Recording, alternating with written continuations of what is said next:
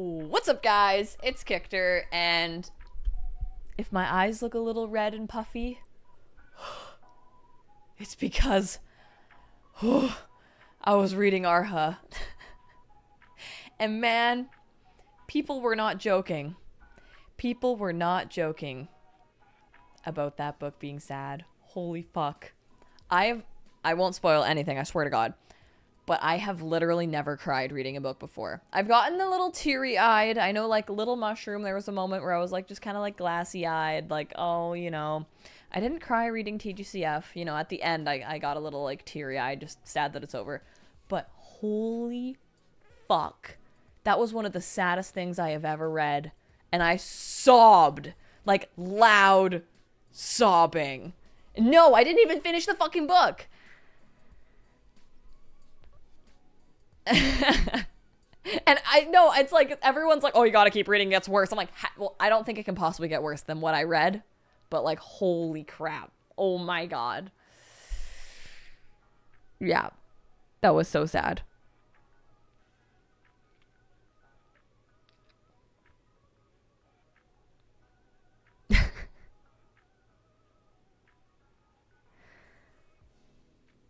I didn't cry over the sword scene in TGCF. That was horrifying and like scary and like sad for Shalian, just because it was like, oh my god, someone's getting so hurt, but like this is a specific type of sadness. But you know, it's like, it's 9 books in, so I've heard it has a happy ending, so oh god. Sandy says, you did cry a bit reading Scum Villain Extras. Yes, that's true. That's true. That's true. I did cry a little bit doing that. But this was like, I was in bed and I literally called out to Stitch. I'm like, Stitch, oh god. And I just fucking sobbed. But yeah. Yeah. Happy reading time, everybody. We love these books so much. Oh. I literally, the whole time I was like, it can't be that sad. Like, it can't be that sad. Like, what could possibly be that sad? Like, you know, I'm already imagining the worst. Does anyone else think that Chu Anning is like Rabbit from Winnie the Pooh?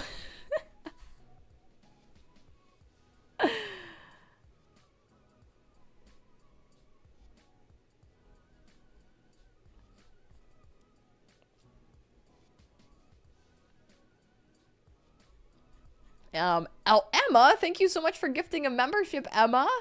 I really appreciate that. And Kenzie, thank you so much for your donation. Hello, fellow Arha lover. I'm with Briarbox. Wee! Oh my god! Hello! Oh my god! Hello to the both of you guys. I'm so glad you've been reunited. Leandra says, not allowed to have anything good happen to him? Yeah. Yeah. Oh god. Oh. Oh, he's like my favorite character right now, man. Oh god.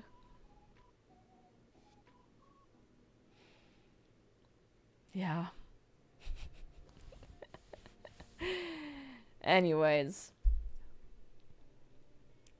Briarbox and Kenzie, what are you guys up to right now? Did you have a dramatic romantic meeting in the airport?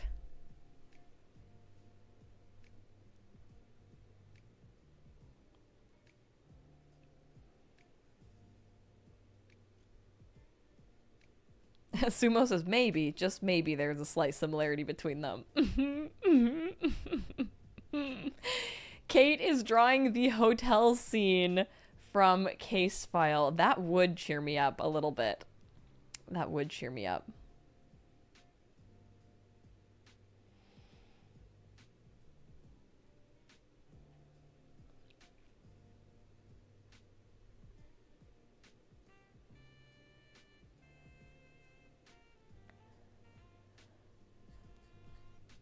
Quinn Silva has been a member for 6 months and says, celebrating 6 months since I was gifted a subscription. 3 months left till Stitch has to make a Quinn-sized baby onesie.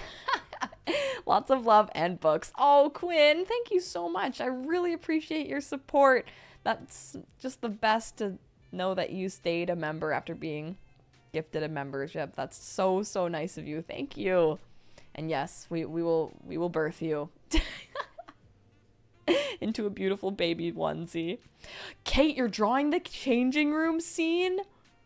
The part that I remember the most about the changing room scene is that, like, Yu was trying so hard to get Shay Ching Chung hard, and he just wasn't. And it was just like, floppy ass noodle. Ah, I'm sorry. I didn't say that. No, I can't handle anything else sad today. I can't handle it. There better not be anything sad in Moto Sushi today. Could you imagine? Is chapter 4 sad? No, it can't be sad. It's all about the Land Clan. So we're good. We're so good. Briarbox says, Kenzie named her stuffed penguin Chuanning. It's a Build-A-Bear I bought and had mailed so we could stuff it together. Oh, that's so cute. Wanning. Oh, Wanning. Kate says he tried for an absurd amount of time, then goes, whatever, I'm going to continue anyway. Oh, God. Kate says it was fucked up, but it was hot. Cup Noodles Cat says, I guess Kate did like Case File. A says floppy salmon. Esper Lady says, no, I think this might have a fun scene in it. Oh, good. I genuinely need it. Xavier said, right, because nothing sad ever happened in the Land Clan. Yeah. No sad in chapter 4, only funny. Thank God. We need it.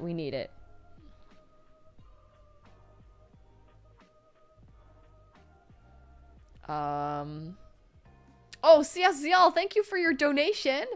Recap, Jinling makes a bad wish. Wei Wuxian, oh yeah, Wei Wuxian teaches surprise summons Wen Ning, plays another totally random song to send Wen Ning away. Ahaha. Zheng Cheng proves Wei Wuxian isn't possessed. Wei Wuxian used flirt. Lan Wenzhi said, bet. Off to cloud recesses. That's a perfect summary, honestly. Oh my God. Okay, yeah, that really helped jog my memory. Yeah, so last chapter, Wei Wuxian, was coming across all these, like, cultivators and the compasses and stuff, and it was saying that there's, like, demonic shit around, or, like, ghost shit around, right? And then they find this, like, sculpture, and it looks like it has a face, and turns out it's one of those things that's, like, just kind of magical. Like, if people start praying to an inanimate object enough, it can kind of, like, cultivate a spirit. So this sculpture became a magical spirit, and then it has this line where it's like there was like an evil whim or something like that it like caught onto, and then it decided to, whenever somebody had a wish, it would grant your wish, but it would steal your fucking soul.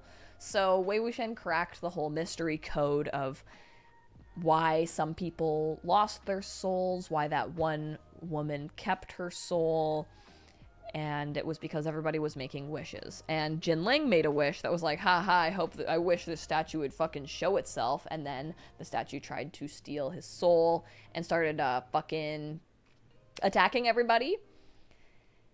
And then Wei Wuxian summoned melancholic handsome Wen Ning. And everyone was like, oh my God, only Wei Wuxian knows how to summon Wen Ning. This is crazy, he's back. And Zheng Cheng appears. And then Zheng Cheng whips him with Zidian, but that proved he wasn't possessed. And then Wei Wuxian's just trying to get away and was like, I'm not into you, Zheng Cheng. And Zheng Cheng, hilariously, was offended by that. And was like, well, if you're not into me, like, what, why? Like, who are you into then? And then he was like, I'm more into this one, Lan Wenzhi. And then Lan Wenzhi was like, what did he say? All right, then. I'm taking you to the cloud recesses. He says, as you say. What's my type? Wei Wuxian replied, I quite like Heng Guanzhen's type. Lamonji, on the other hand, could never tolerate such frivolous and senseless jokes. Once he grew disgusted, he would definitely draw the line and keep his distance on his own. Disgusting both of them would be like killing two birds with one stone. Yet unexpectedly, when Lamonji heard him, he turned around. As you say, he said expressionlessly. Wei Wuxian said. Lamonji looked back without breaching etiquette, but allowing no room for discussion. He stated, I am taking this person back to the Lan Clan. Oh, man. Yeah, just like we mentioned last time, it's like he is wasting no time. He has had 13 years pining for his fucking beloved. He's finally here. He is bringing him back to the cloud recesses. Player 005 says Wei Wuxian mission failed successfully. It's accurate. Cup Noodle Cat, thank you so much for your donation. How you is Scrat and Shay Ching Chung is his acorn. Oh my god, I remember Ice Age. Changed my mind. This is my headcanon, and so far everyone I've read it too has agreed with me. Yes, no matter what, he will be going after his acorn. He'll be going after his nut! Ha ha ha.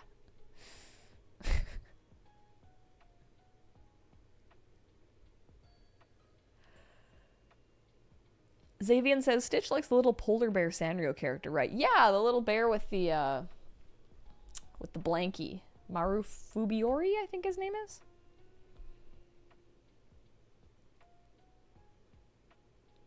Kate says, is there a danmei man that genuinely has a great time and is never traumatized? is the answer Yan Wuxi?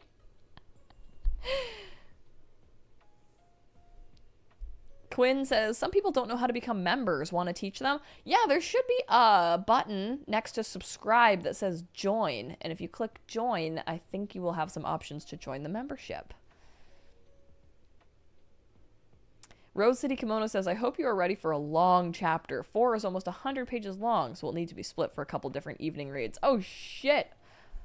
Yeah, how many chapters are even in this first volume?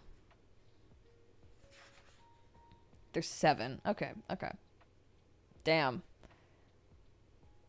Yeah, it's about, damn, 100 pages long. Well, I'll just keep reading and see how far we get.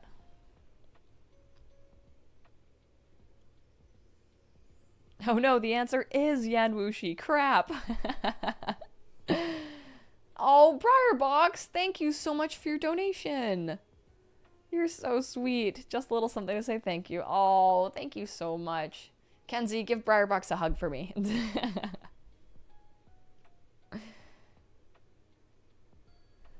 I have a photo in my DMs of your mini dolls. Ooh, let me see.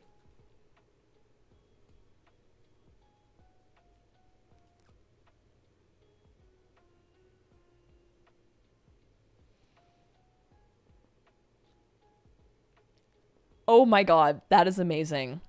I need to send this to you with all of Briarbox's danmei babies. You have the giant is that Chuaning and Moran in those little outfits? Oh my god. Oh brother. Here we go. That is so cute. Oh my god.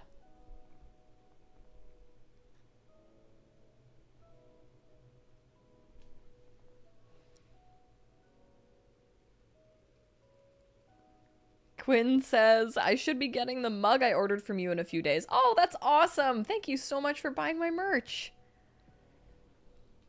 Not Prepared Costs has been a member for 6 months. Thank you so much.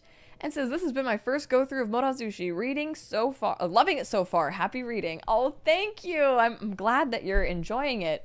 I'm happy to be the first introduction to some people. And Emmy just sent 5 memberships. Oh my god, thank you so much. I hope that those people in the chat that were wanting to become a member got lucky. Thank you so much, Emmy777. That's so sweet of you to share the love. I really appreciate that. Thank you. Oh, you're so sweet. Thank you guys so much. Briarbox says that is the Chuaning and Moran dolls from that sus art, the modern one. I know the art you're talking of. Oh my god. Oh my god, I can't. I'm so upset. I'm so upset right now. Miss Rosie, hey, how are you doing? Miss Rosie sent a membership. Thank you so much.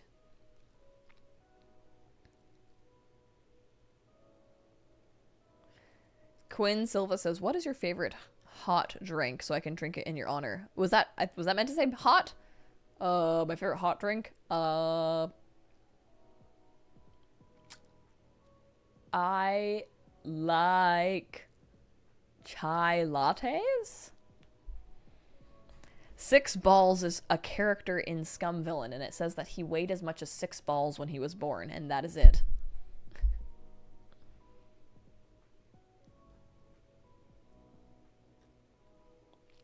From Scum Villain.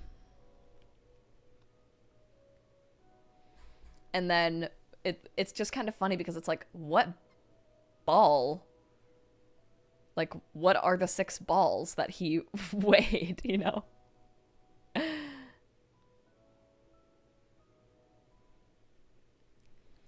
Oh, Miss Rosie. Wait. You sent a membership message. Let me see. I'm sorry, I did miss it. Oh my goodness. Miss Rosie has been a member for 8 months. Almost a baby. Oh my goodness. Thank you so much. Oh my god, 8 months. Almost born. And I'm so excited that it's during a Motozashi stream. These few months have been absolutely amazing. I look forward to more. Oh, you are so sweet. Thank you, Miss Rosie. I'm so happy to have you here. I love hearing about your life. And you're just such a cool person. Anything you ever want to share, I'm always interested in hearing about it. So thank you so much for being here. 6 20-pound balls. What are the danmei balls? Yeah, well, because also later on, Shentingcho describes Lobingha's dick as being the size of a ball. So it's like, is it the same ball? So you could tell through the power of deduction, you could figure out which ball. I think we decided it was like a pool ball.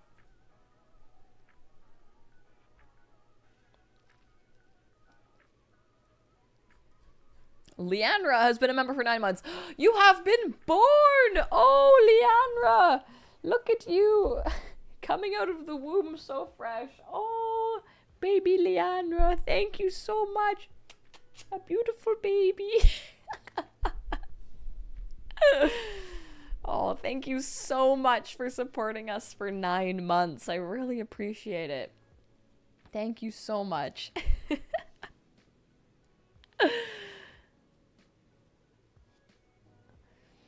Bebop, thank you for your donation. Boop says, just a note for those looking for the join button. If you're on iPhone, it will not show up in the app. You have to go to YouTube via browser and switch it to desktop. That's crazy, really? That's crazy. Like, does it show up on a video? Or if you go to my channel? You have to be able to do it on mobile. That's nuts.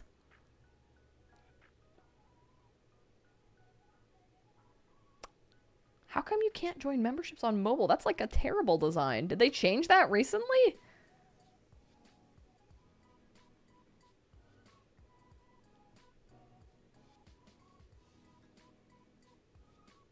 That is crazy.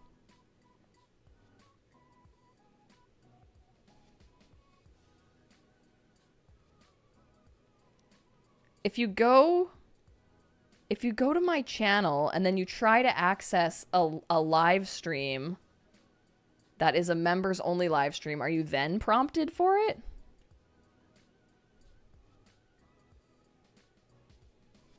Okay, I was able to access it by, okay, for example, I'm on like Linus Tech Tips. I know he has a YouTube membership. He has a members only video. So I clicked on the members only video and then it gave me the option to join down here. So if you guys go to my channel, then go live stream and then choose game night, because that's members only content, then it should prompt you.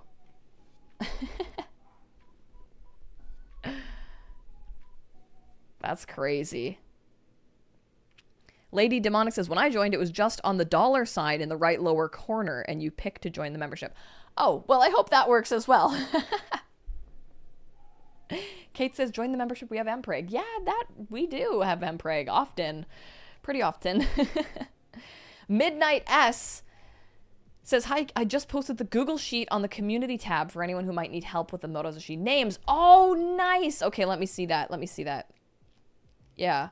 And Crimson Queen, thank you so much for gifting a membership. How are you doing? Thank you so much. Okay, you know what's crazy? You can only join the membership. You can only access the community with all the community posts on your phone. Okay. If you want access to that, I can't copy it on my phone. I can't copy the link on my phone. Anyways, Tina, thank you so much for gifting a membership. Esper Lady says, yes, Kate is the queen of Mpreg. Okay, not to pitch you joining my membership, but we do every Friday. This week it's going to be on Wednesday, but every Friday we do a members only danmei game night, and the most recent danmei game night live stream, we played Frantic Fanfic, and in that game you get to pick characters, like you write in characters and then other people pick them and then other people write fanfics for it, and it's like timed. 3 people write on one fanfic and then I read them all out at the end, and it was so fun. But Kate filled all the prompts with like pregnant Sanlong or like alpha Shalian, omega Hua Chung. It was hilarious. And so almost every fic had someone who was fucking an omega in it. And it was Kate. I know it was Kate. Kate says, no, I didn't. I know it was you.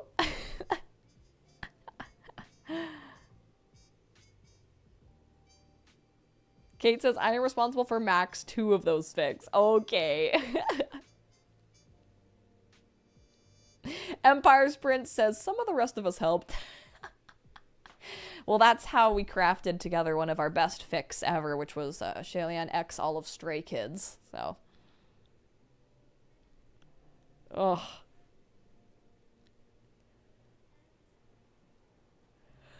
Briarbox says, as a tag along with my donation, I just wanted to remind you that you are loved and so important to us. Thank you for being you every day. Just wanted to remind you of that for all the hurt. Oh, thank you. Thank you so much. I'm glad that I can talk about the pain of these books with you guys. But you guys are the best. I appreciate having you guys in my life too. Thank you for being so sweet, Briarbox. You're always so good with words and letting people know that they're welcomed and loved. I hope you feel the same way. Emmy says, Prego Hushwan is so funny. No! No! Oh. Kate says, if I had money right now, I would donate just to bully you. Am I not bullied enough? Sandy has been a member for 11 months and says, just finished Legend of Exorcism Volume 2 and watched your book club video on it. It was great. Oh, awesome. I'm glad you enjoyed it. I think that was one of the most fun we've ever had filming a book club video, to be honest. Can't wait to get Bishen with Modazushi again with you. Yes, bitchin'. Aw, thank you so much for being a member for 11 months.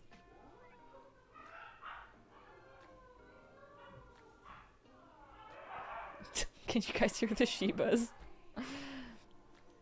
CJ says, I recently got sheet music for the TGCF opening so I can play it on my double bass. Oh, fuck yeah, that's awesome. Night Owl says, Kate was patient zero. Truly. Kate says, the fact someone got Femme Shi Qingxuan was the one who got him pregnant was so funny. That was good. That was good. Lady Demonic says, here, Kate, I'll bully her for you. Hey! Thank you, Lady Demonic. You guys are so funny. Doggo says, hell yeah! Also, last stream, I did say that I would draw Chuaning and Lan Chi-chen failing doing their laundry together, and I did draw it. I gotta work on it a little bit more, but it has been conceived. Miss Rosie, I got my Bishen from Sugar Shizen, from Emma. Emma sent me all of the swords, which is so fucking awesome.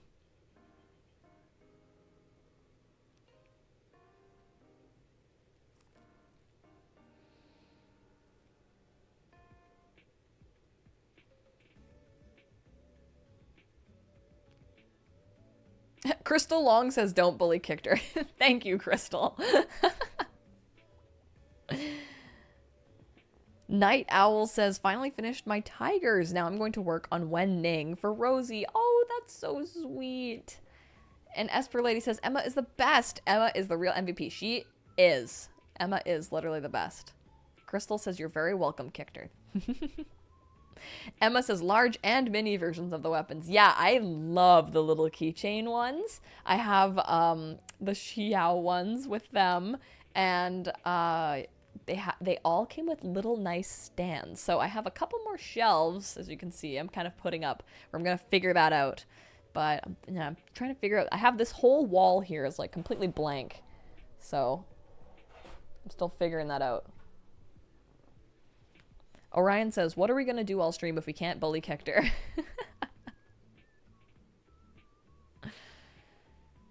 No, Briarbox! I'm so sorry to hear that. Oh my god, that's awful. Thank you, Dalicia, for subscribing.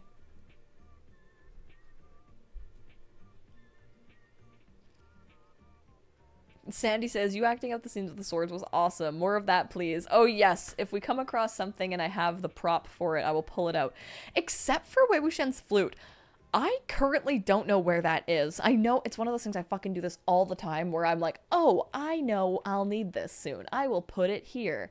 I'm sure, and I put it in a special place and then I lose it. I think I might have put it with my Wei Wuxian cosplay? I don't have access to it today. At least. Quinn, thank you for your donation. I converted 3 friends to the K-pop Demon Hunters fandom, stealing souls 1 soda pop at a time. Oh my god. That song is like crack. Oh my god. Good work. Very good work, Quinn. Thank you for your donation. Lady Demonic says, bullying with love, the best kind of bullying. Oh, yes, that's very sweet. Very sweet coming from you, #1 XP member right now. Kate! Kate says, making bad financial decisions to bully you with money. Oh my god, you're ridiculous. Thank you so much, Kate. Oh my god. CSCL says, to be fair, Wei Wuxian also can't remember where he left it. Oh, it's true.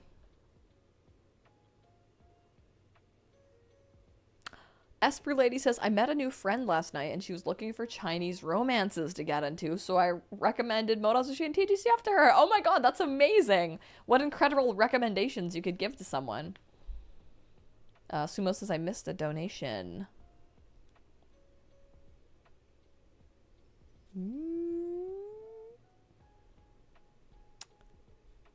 I don't think I did.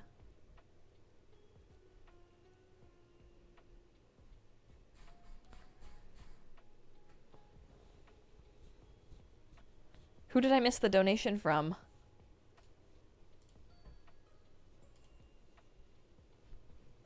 I saw Kate, I got Quinn, Lady Demonic, and Beboop.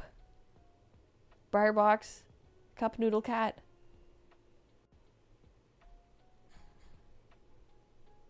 Yeah, Kate, just wait till we can bully you when your shop comes out.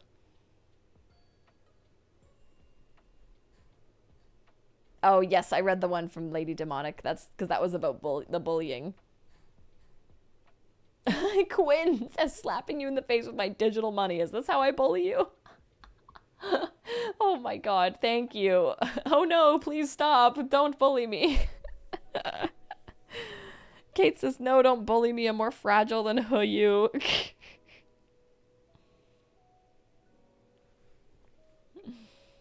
That's funny.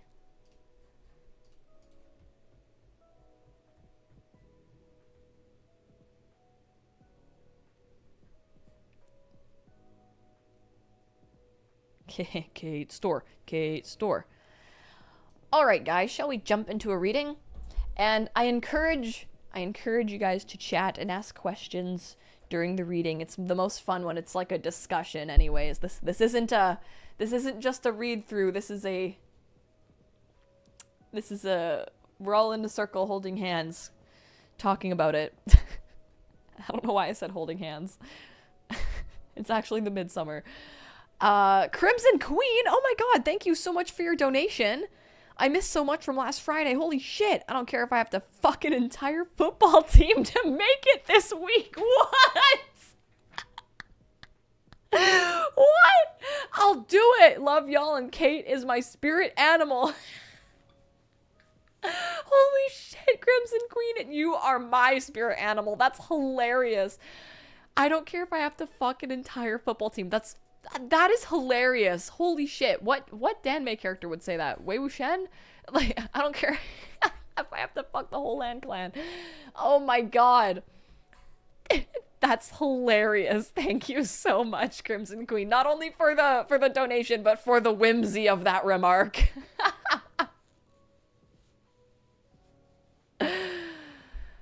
Oh my god. She Qingxuan coded too. Yeah. Yeah. Oh my god. Shy Galadriel, thank you for your donation. Bully, bully, bully. I'm being so bullied, you guys. Oh man. Wei Wuxian, it would be Shi Qingxuan a few gallons of wine in. That is hilarious. Pei Ming coded. Yes, yes. Sumo said, you made me laugh. A gold star for you. Thank you. Cheerleader Shi Qingxuan X mascot He Xuan. Oh my god, he would be the mascot. Oh, I hate that. At least make him the nerd. Oh, fuck. Okay. Alright. College AU Shi Qingxuan would be a cheerleader. She'd be a cheerleader, but she'd also be on, like, every sports team and also be the fucking best. And be better than all the boys. Hua Chung is the quarterback and Shalian is the coach. That's so inappropriate. Oh my god. The mascot is a fish. It's a secret, though. Okay, what if He Xuan... Okay, we're writing this. He Xuan is, like, the scholar. He is, like, the fucking valedictorian. He's such a stuck-up asshole. But he needed money so bad, and the school was looking for a mascot, and he's like, I will be the mascot, but nobody can find out about this. And he's actually really good at dancing because maybe his sister is, like, a dancer or something. And he would dance with her. So he's, like, actually a fucking killer mascot, but it would ruin his, like, cool guy, scholarly image if anyone found out. And he definitely does not want Shi Qingxuan, the girl who's always bothering him for answers in class, to find out. She's also, like, head cheerleader, of course. And, yeah, she definitely finds out. Kate says, give him glasses, and I'm told, Kate, if you draw me He Xuan with glasses, I'll do anything for you. I'll do anything for you, Kate.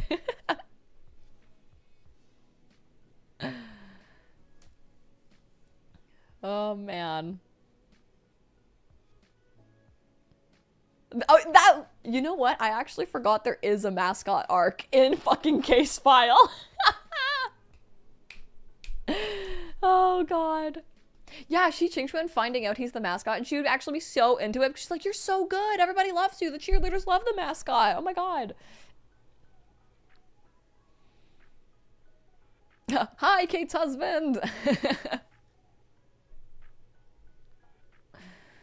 Oh my gosh. Miss Rosie says, the fish mascot College AU would be an amazing for a disabled tyrant's beloved pet fish fic. Oh, you're right. You're right. That's so funny. Kickot. Kickot is my brother. Just Me says the university thought they had a clerical error because there are two people with the same name and date of birth. Oh my god. Lady Demonic says, how will He Xuan prevent Shi Qingxuan from telling a secret? She's like, I won't tell the secret if you kiss me. Ooh. Ooh, blackmail. Ooh, extortion. Ooh. Yeah.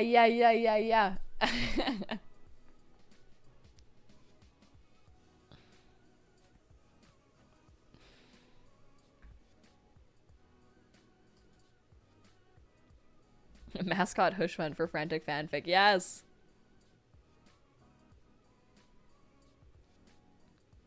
You better not tell anyone. Make me kind of stuff. Yes! Woo!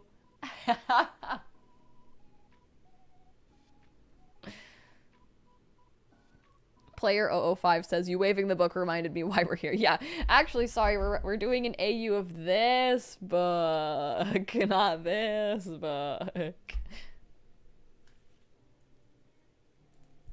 Okay, this is good. This is good. Yes, write that down! Write this down! Kissing behind the bleachers, and then maybe, like, he has to keep kissing her to keep the secret up. She could totally be like... And then it becomes like a spiritual energy exchange type thing where it's like, oh, we're kissing because we want to, not because of all this extortion. Where she's like, oh yeah, like my brother was asking me questions and like I thought about telling him. So I think you have to pay me again in more kisses.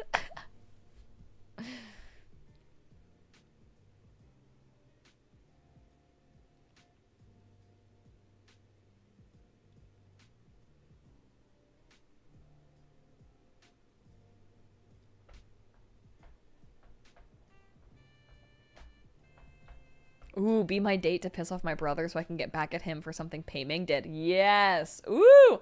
Another angle I really like with like modern AUs is like the weird like tension of like Pei Ming and Shi Qingxuan and like He Xuan feeling like, I don't know if territorial is the right word, but like possessive over or like protective of her, being like, don't fuck with Pei Ming, you know, not that she'd be interested in Pei Ming, but just like knowing that he's bad news and like really being on her side whenever she has to deal with him, even though, you know, he's like fine, he's just a fuckboy.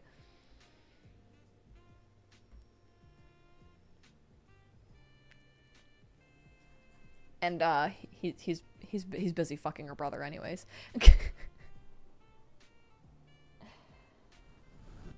all right I love it. Oh, you guys know the way to my heart is beef leaf. Ooh, I'll go on a tangent about beef leaf any day. Whew. All right. Are you ready? Chapter 4.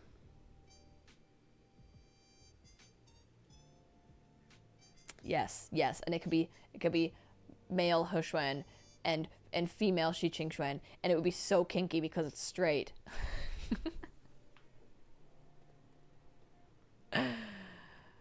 Okay.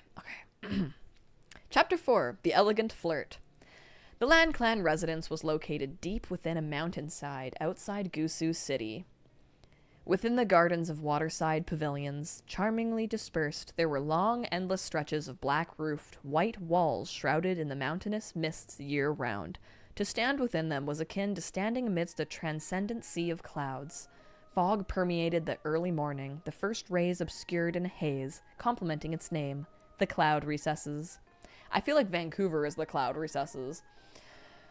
The mountain was as tranquil as the people were silent, and the mind was made to be as still as water. The only sound to be heard was the tolling of the bell from a high tower. While this was no Buddhist monastery, it resonated with the vast emptiness that was whispered from the Zen of Hanshan. What is Hanshan? However, this stately meditative scene was abruptly pierced by a long wail. With their morning studies and sword practice interrupted thus, it sent a shudder through the clan disciples, both familial and sect alike. In spite of themselves, they looked to the main gate from whence the sound came. Wei Wuxian was bawling in front of the main gate, clinging to the spotted donkey. Lan Jingyi was reprimanding him. "What are you crying for? You're the one who said you like Han Guanzhen. Now that we've brought you back, what's with the blubbering?" Wei Wuxian was miserable. Ever since that night at Mount Defan, he'd had no chance at all of re-summoning Wen Ning, no chance to figure out why Wen Ning had lost his mental faculties, or any chance to find out why he had reappeared in this world, before he'd been carried back here by Lam Wangji. When he was younger, he and some disciples from other clans had been sent to the Lan family to study for 3 months, and he had personally experienced the dull dreariness that was the Lan clan of Gusu. He still had lingering fears of the Wall of Discipline, which was densely engraved with over 3,000 rules.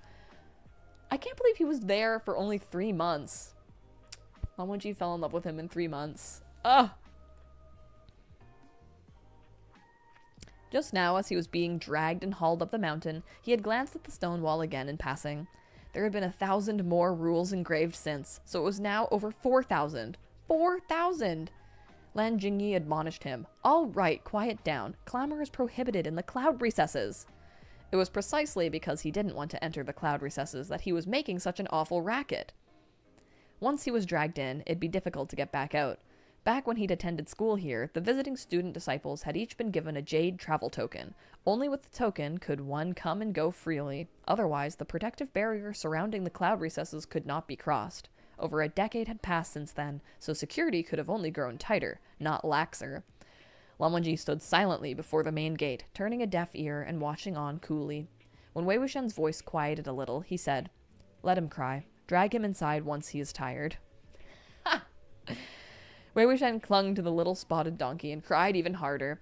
He knocked his head repeatedly against the creature. What misery! He had thought that after getting whipped by Zidian, he'd have been cleared of any suspicions. He'd been feeling light and airy, and his lips could never pass up on an opportunity to tease, so he'd spoken offhandedly to disgust Lan Wangji. Who would have thought Lan Wangji didn't react to such things like he used to? What logic was this? Could it be that over the years, despite the heights he had reached in cultivation, he had only become that much pettier? Yes, it's pettiness, not love. Wei Wuxian said, "I love men, you know. Your clan has so many beautiful men. I'm scared I won't be able to control myself." Lan Zijue reasoned with him. "Mo Gongzi, Han Guanzhen brought you here for your own good. Sect leader Zheng wouldn't have stood down unless you came with us. Over the years, countless people have been arrested and taken to the Zheng clan's Lotus Pier, and none were ever freed." Damn, Zheng Cheng! Holy shit! "That's right," Lan Jingyi said. "You've never seen the sect leader Zheng's methods, have you? Super vicious." He stopped when he remembered the Lan clan rule, do not speak behind another's back, and snuck a peek at Lan Wangji.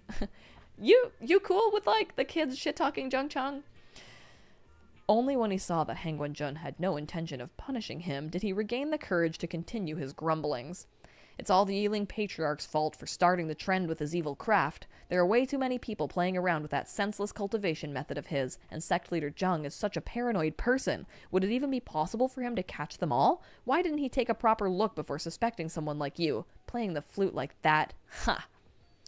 That "huh" said more than 1,000 words. Wei Wuxian very much felt that need to explain himself.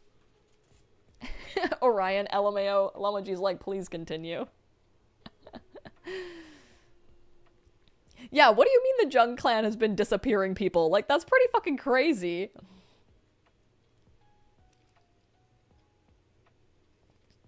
Oh my god, are we gonna meet Lan Xichen? My boy!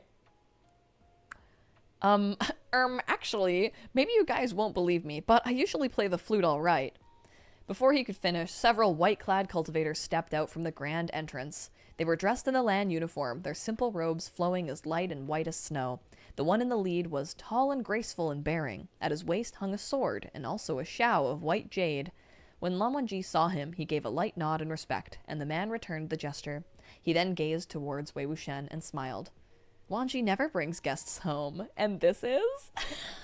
Oh my god! Oh my god! Lan Xichen is already, like, pairing him off. He's like, "Oh my god! You brought home a boy!" Oh my god. Oh, I fucking love him so much. I just picture, I have such a specific picture in my head for what Lan Xichen is like. Like, he loves Ray Dunn stuff. Like, his entire kitchen is full of things that are labeled, you know. It brings him such joy.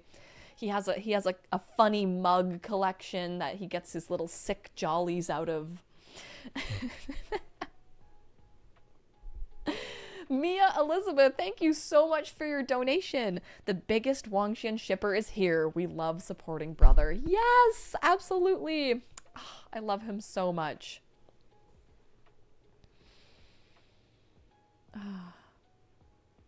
Yes. I have been waiting for the moment to give you the talk, Lan Xichen, at some point. Absolutely. Lan Xichen would get along so well with Xi Qingxuan. Yes, 1000%. They definitely both go to Pilates. And they both have weird little fucking boyfriends. So, like, you know, Lan Chen is like a girl's girl at Pilates with Shi Qingxuan. Everything is so delightful. But then Shi Qingxuan's got her kind of weird boyfriend, He Xuan, and Lan Chen's got his kind of weird boyfriend, Jing Guanyao. But they can both relate to that. They're like, yeah, our boyfriends are a little different, but we love them so much. A little different, maybe a little bit evil. Lan Chen, okay, be calm. I need to show him a good ally. Literally. Sammy as random says, let's be real, Lan Wangji fell in love with Wei Wuxian in one night, not 3 months. Yes, absolutely love at first sight. It's just crazy to think it was like one crazy summer. Oh. The I support my canceled wife club. Yes. Alright. Here's Lan Chen. Wangji never brings guests home, and this is? As the man stood face to face with Lan Wangji, they appeared to be mirror reflections of each other, except for the color of their eyes. Lan Wangji's eyes were extremely light, as faint as tinted glass, while the other man's eyes were of a deeper, gentler hue. Again, what was the hue? No one knows!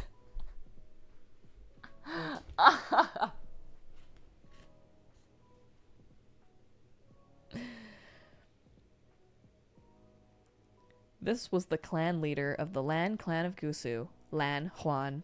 His sobriquet was Zewujun, and his courtesy name, Lan Chen. People were a product of their environment. The Lan clan of Gusu had always been renowned as a family who consistently produced handsome men, and the twin jades born of the head household of this generation were especially striking. While these two brothers had not been born twins, their looks were very similar, and it was difficult to discern who was the superior in appearance. However, they were one color, two shades. Lan Chen was warm and elegant, sincerely gentle. Lan Wangji was overly aloof and stern, completely unsociable, and kept others at arm's length. This was why, in the rankings for the looks and characters of the clan's young masters, the former was ranked first and the latter second. Lan Chen was worthy of the title of sect leader. Even at the sight of Wei Wuxian clinging to a spotted donkey, he didn't appear perturbed in the least. Lan Chen is the #1 most handsome man in the whole book, which is crazy.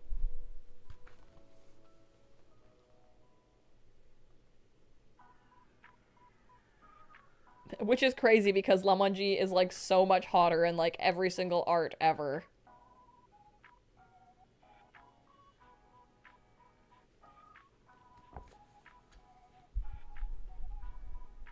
Natasha says Lan Wangji has glazed donut colored eyes and Lan Chen has like chocolate colored eyes. I was thinking of like, are we meant to assume that their eyes are going to be some shade of brown? Like if we're just going off the basis of like it's gonna be brown. So Lan Wangji's eyes are like very, very, very light brown, I guess. Okay. Grinning broadly, Wei Wuxian let go of the donkey and approached. The Lan clan of Gusu placed extreme emphasis on seniority and social ranking, so all he had to do was spew sheer nonsense at Lan Chen and he'd surely be beaten out of the cloud recesses. Yet unexpectedly, just when he was about to demonstrate what he was capable of, Lan Wangji cast him a glance, and Wei Wuxian's upper and bottom lips became inseparable. Okay, chat. What do you think Wei Wuxian was about to say to Lan Chen? Like, he was gonna throw his most gay remark out there to try and get himself kicked out. Like, what is the sentence that was about to leave Wei Wuxian's lips before he was silenced? Like, this is his moment.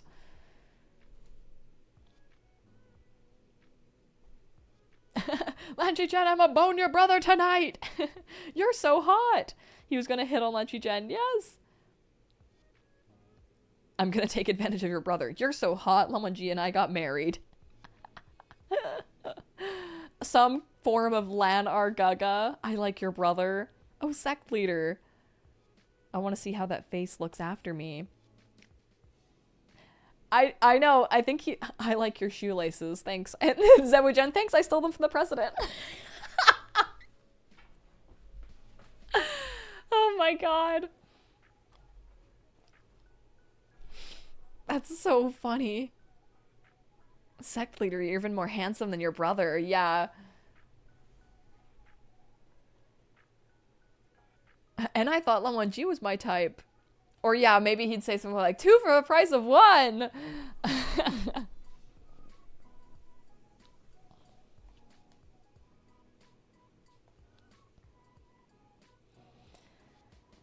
Lan Wangji turned his head and continued to exchange words with Lan Qichen in full seriousness. Shangjiang, you again take your leave to visit Liang Fenzun? Brother, you're going to go see your boyfriend again? Oh my god. Oh my god. I need to control myself. I need to control myself. Lan Qichen nodded. To plan the next symposium at Golden Carp Tower. Yes, I'm going over to my boyfriend's house to plan the next symposium. Lan Wangji's like, you're going over to his house again?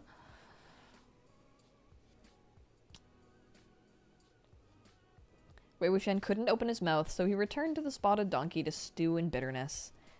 Lian Fangzhen, courtesy name Jing Guanyao, was the current clan leader of the Jin clan of Lanling, and the only illegitimate son Jin Guanshan had ever recognized. Jin Guanyao was also Jinling's little uncle, being half-brothers with Jinling's father, Jin Sizhuan. Jin Guanyao was also the elder half-brother, born of another different mother, to Wei Wuxian's current identity, Mo Shenyu. They were both illegitimate sons, yet the difference between them was night and day. Mo Shenyu slept on the ground and ate leftovers at the Mo Manor, while Jin Guanyao sat upon the highest seat of the cultivation world, with all those below at his beck and call. He could invite Lan Qichen for a visit if he so wished, could organize a symposium if he so wanted. Jin Guanyao, who just loves organizing shit, is like living his best fucking life.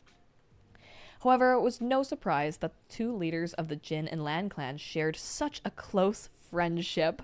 After all, they were known to be sworn brothers. That's it. End the book there. God damn. Oh, how I ship Xiao. Oh, how I love them so much together. Oh, sworn brothers. Ah! Oh my god. It was no surprise that the two leaders of the Jin and Lan clan shared such a close friendship. Just that one gif from The Untamed, you know the one, where like Jin Guanyao goes to bow and Lan Qichen like grabs his arms. Oh! Don't even talk to me. Ugh. Shufu has taken what you brought back from the Mo estate for examination, Lan Qichen said. Wei Wuxian's ears perked up at the mention of the Mo estate, but then he felt his lips part. Lan Qichen had removed the silencing spell and turned to Lan Wangji. It is rare for you to bring anyone back home and also to appear so happy. Treat your guest well. Do not be like this. Happy? Wei Wuxian scrutinized Lan Wangji's face. Exactly where did he see that? That's so embarrassing that Lan Qichen can like tell Lan Wangji's happy. He's like brimming with happiness. Oh my god. Oh my god. It's rare for you to look so happy. Enjoy yourself. Need any snacks? A condom? Oh my god. Crimson Queen says he'd say I'm kind of feeling into brothers tonight. How about a Mo Shenyu sandwich? Oh my god. Oh. Oh my god. That is so funny. I love that Lan Qichen can tell that Lan Wangji is happy. Like, that's hilarious. Oh, he totally thinks Lan Wangji found himself a twink, right? Isn't this so, like, scandalous? He's like, you brought a boy home. I won't ask any questions. Just, you know, treat your guest well. Yeah, don't silence it. And also, Lan Qichen undoing the silencing spell is crazy.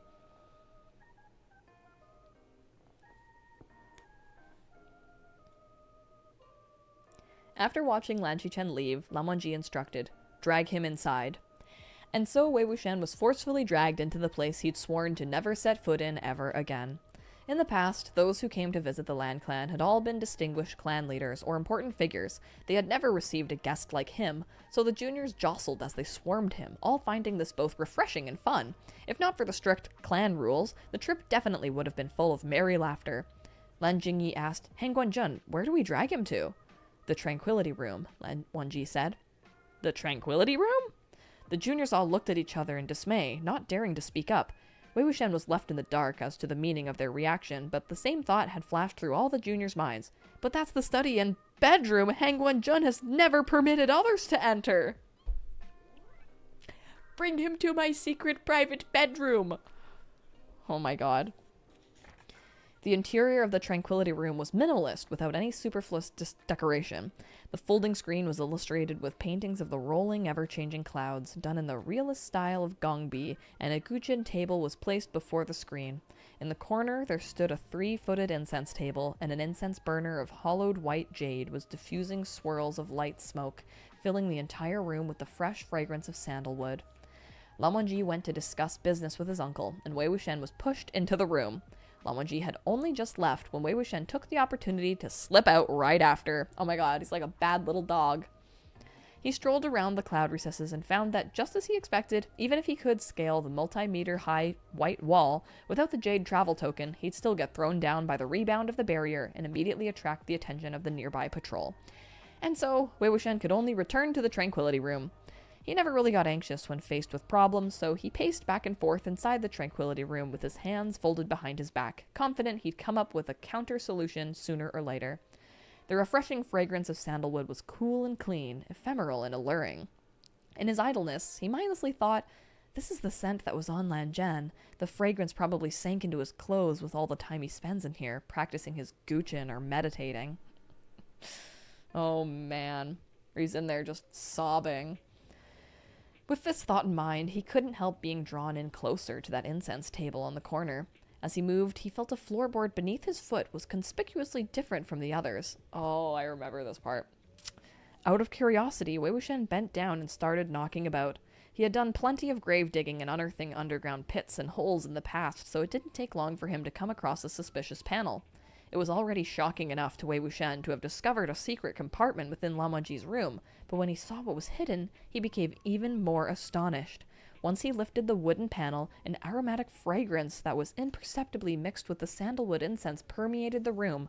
7 to 8 little round black jugs were revealed, all crammed into this tiny square cellar. Lan Wangji had indeed changed. He was even hiding alcohol now. Isn't that crazy?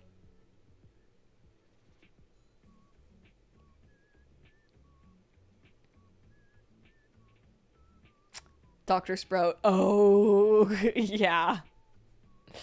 Oh my god.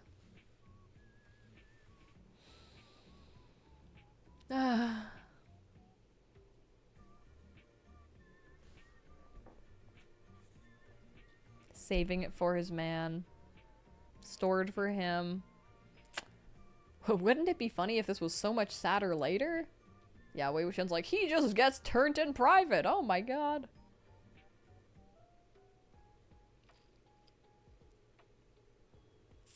Sobs and dies. Ugh. Yeah, Wei Wuxian just thinks that he's drinking it. Alcohol was prohibited at the cloud recesses. It was because of this very rule that the two of them had a little fight upon their first meeting, during which Lan Wangji spilled a jug of the Emperor's Smile that Wei Wuxian had brought back from the Gusu city, which was nestled at the foot of the mountain. Lexi, thank you so much for your donation. Thanks for reading Modazushi. I'm not able to get the books right now, but thanks to you, I can know what's going on. Oh, I'm so glad. I'm glad I can, read for you guys. Thank you so much. Savia, nothing bad happens in the land sect. After his return to Yunmeng from Gusu, Wei Wuxian never again got the chance to taste this famous and exclusive brew of Gusu. It was something that stayed on his mind for an entire lifetime. He always said he'd come back and try it if there was a chance, but that never panned out. As for the liquor hidden here, he didn't even need to open the jugs and test their taste. He knew by the fragrance alone that this was Emperor's Smile. He had never imagined that there'd come a day when Lan Wangji, someone who abided by the rules and never touched a drop of liquor, would have his secret booze cellar exposed by Wei Wuxian. Truly, what goes around comes around. Wei Wuxian sighed emotionally as he downed a full jug.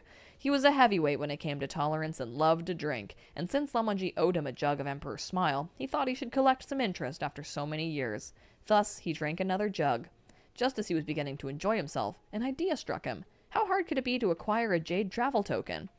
Within the borders of the cloud recesses, there was a cold spring with a myriad of special effects serving the male disciples for cultivation purposes. Apparently it had such effects as the calming of one's mind and the cooling of wicked inflammation. Wicked evil fire serves as a slang for arousal. Oh my god! god! Oh my god! Go jump in the anti-boner cold spring. That's hilarious. I didn't realize that it was actually written out that explicitly there. Not my wicked inflammation.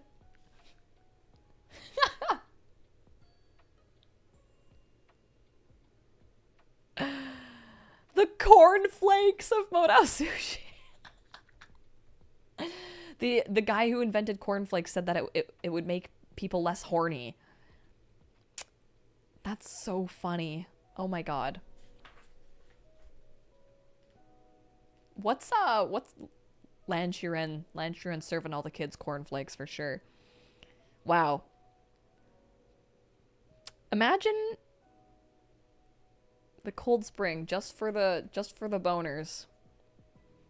Clothes were bound to come off when entering the cold spring. So what were the guys gonna do with that jade travel token? Dangle it from their mouths? Wei Wuxian clapped and finished the last sip of the jug in his hand. He looked around, but surprisingly did not find anywhere to toss the jugs. So he filled the 2 empty vessels with water and sealed them like they had been before, and stuffed them back into the cellar and closed the floorboard. Having done the deed, he went out in search of a jade travel token. Although the cloud recesses had been burned down once in the past, before the start of the Sunshot campaign, its layout hadn't changed after the reconstruction. Wei Wuxian relied on his memories to navigate through the quiet, winding paths, and it didn't take long before he found the serene and secluded cold spring. The sect disciple guarding the spring was standing quite a distance away. There was another designated area for the female cultivators, so they didn't use the facilities here, and there was never anyone in the Lan clan who dared do something as shameless as peeping. Thus, security wasn't strict and was extremely easy to deceive, perfect for Wei Wuxian to go be shameless himself. Just as luck would have it, a sect I read this as a sect of white boys.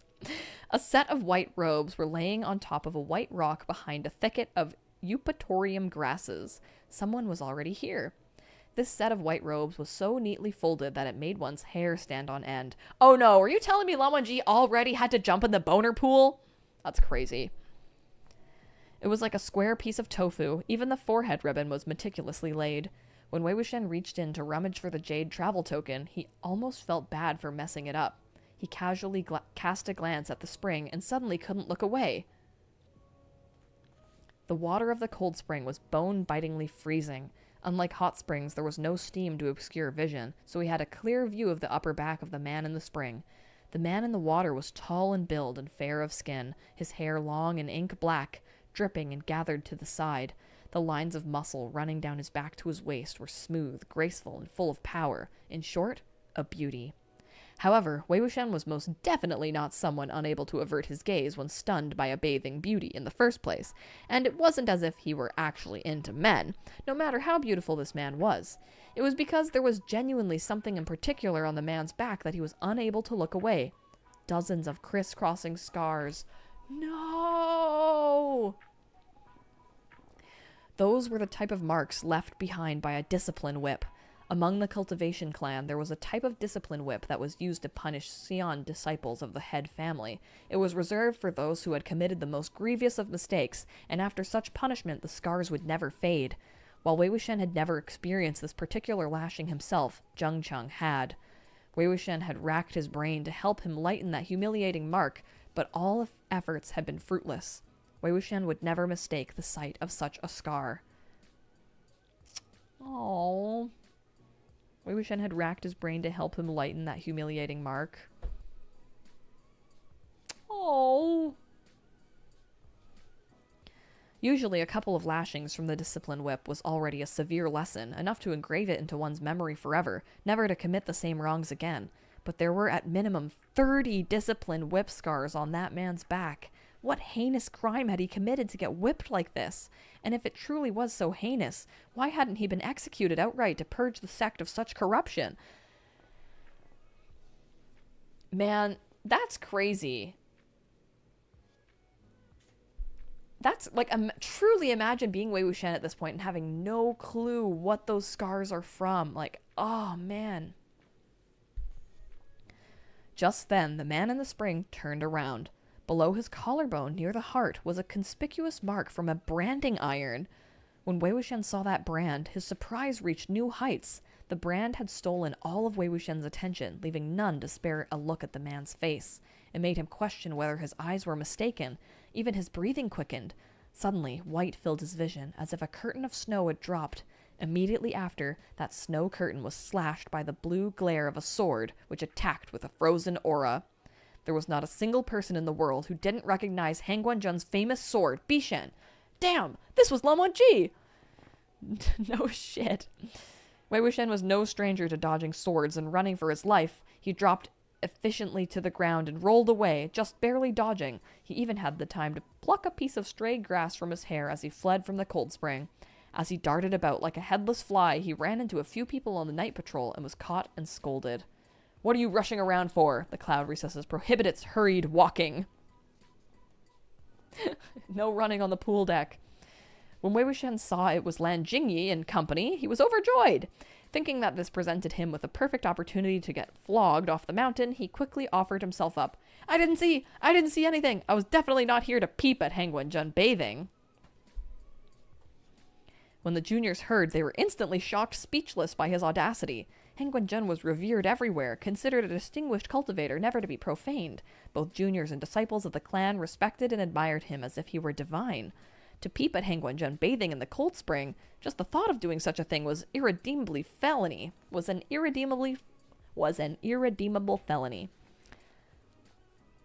Wangji's like, "Oh, well, really?" Crimson Queen says, "With all the boners hanging at the cold spring, I think they'll hang the jade tokens from their dongs." That's what I thought he was gonna say, honestly. Forbidding hurried walking is actually wild. Yeah.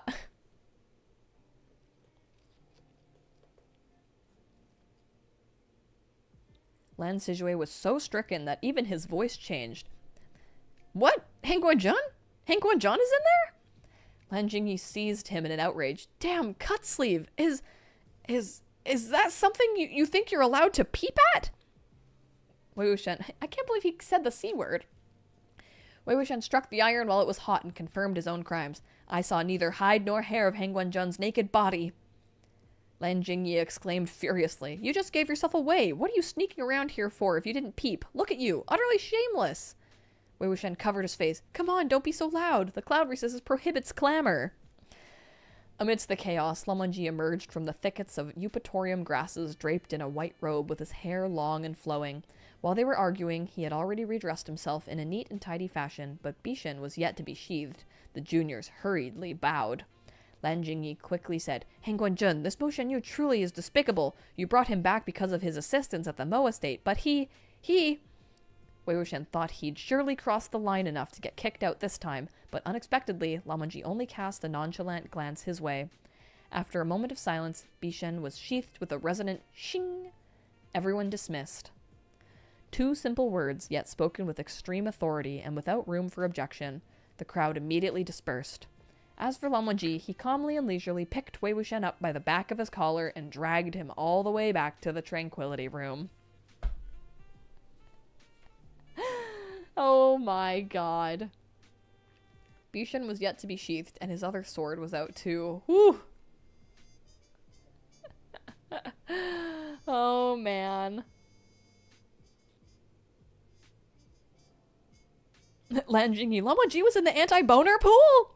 Yeah, honestly, right? Like, that says a lot. They're like, what? Oh my god, why the hell was he in the anti-boner pool? That's wild.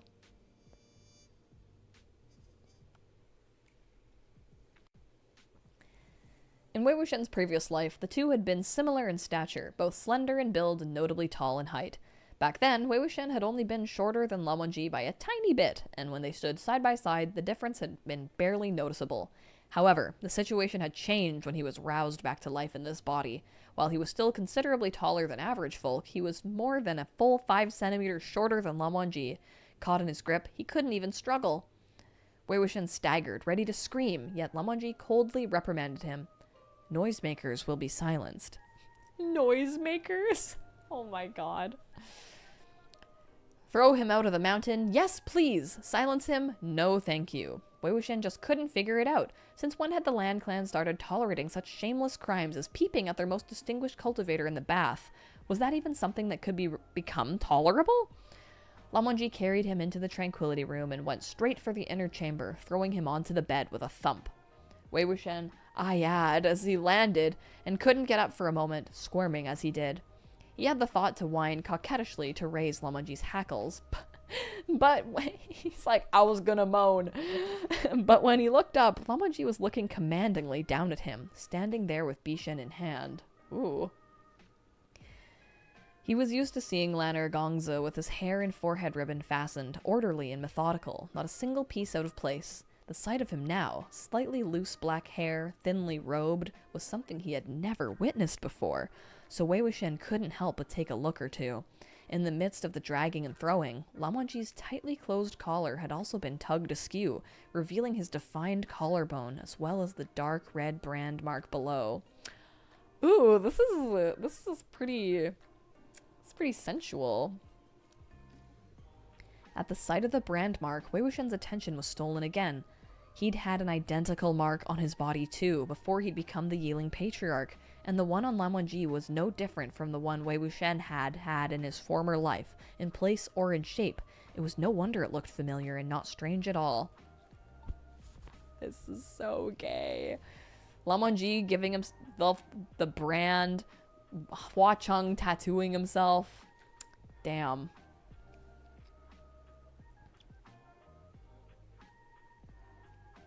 Speaking of, it wasn't only that brand mark that was strange, there were also the 30-some lash marks from the discipline whip on Lan Wangji's back. From a young age, Lan Wangji had made a name for himself. He was highly commended and the most orthodox of the distinguished orthodox cultivators, one of the twin jades in whom the Land Clan of Gusu possessed intense pride. His every word and action were regarded by the elders as the benchmark for disciple excellence. So what unforgivable crime had he committed to garner such a severe punishment? Over 30 discipline whip scars was literally being lashed to death, and once the scars were on the body, they would remain for a lifetime. It was so the punishment would forever remember their crimes, never to commit them again. Following his gaze, Lan Wangji lowered his eyes and tugged at his collar, concealing his collarbone and hiding the scars. He was, once more, the cold-as-ice Hangguan-jun. Just then, the somber tolling of a bell sounded from the distance. Bedtime! The rules of the Land Clan were strict, their daily routine rigid. Rest at high time, the beginning of night, and rise at Mao time, the morning twilight. The toll of the bell served as a reminder. Lan Wangji listened closely until the tolling ended, and then turned to Wei Wuxian. You will sleep here. He turned into the room next door without giving Wei Wuxian time to respond, leaving him sprawled on the bed, alone and confused. It wasn't like he hadn't considered the idea that Lan Wangji had guessed who he really was. It was just that such suspicion made no sense from him. The sacrificial ritual was forbidden magic. Those who knew of it were extremely few in number to begin with. Over the years, any written knowledge passed down was, at best, fragmentary passages without any practical use. Practitioners of such magic dwindled more and more as time passed. Who knew where Mo Shanyu had gotten his hands on those secret manuscripts in order to summon Wei Wuxian? There was no way Lan Wangji could have recognized them solely based on the bit he'd played on that crappy flute. Could he? Well... Wei Wuxian didn't think he'd shared any sort of deeply consequential friendship with Lan Wangji in his past life. Oof!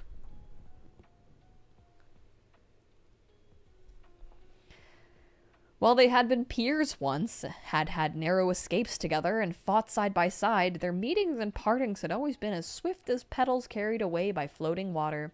Lan Wangji was a disciple of the Land Clan of Gusu, and that predetermined him to be elegant and righteous without fault, completely incompatible with Wei Wuxian's personality. Wei Wuxian felt the relationship couldn't have been called bad, but he could hardly pretend that it had been good. He figured Lan Wangji's appraisal of him would be the same as that of a prevailing public opinion, wicked and unethical, with wanton indulgence for massacre, a disaster in the making sooner or later. After Wei Wuxian defected from the Zheng clan of Yun Meng and became the Yiling Patriarch, he'd been in significant conflict with the Land Clan of Gusu, especially in the months prior to his death. If Lan Wangji really was certain that he was Wei Wuxian, then they should have surely been brawling to the ends of the earth by now. And yet, he didn't know if he should lament the current state of things. In the past, Lamonji had been unable to tolerate a single thing he did, and now Wei Wuxian had done everything in his power to stir up trouble, and the man had just endured it. Could it be that this was the result of years of great progress? Well then, congratulations? After taking a little while to despair and stare blankly at nothing, Wei Wuxian rolled off the bed and moved extremely quietly to the next room. Lan Wangji was lying on the bed, seeming to be in deep slumber already. Wei Wuxian approached soundlessly. He still hadn't given up. He was ready to feel up the man and see if he could fish out that jade travel token that had so stubbornly eluded his endless yearning. Yet unexpectedly, just as he reached out, Lan Wangji's long lashes quivered and he opened his eyes. At that moment, Wei Wuxian made a decision and threw himself onto the bed. Man.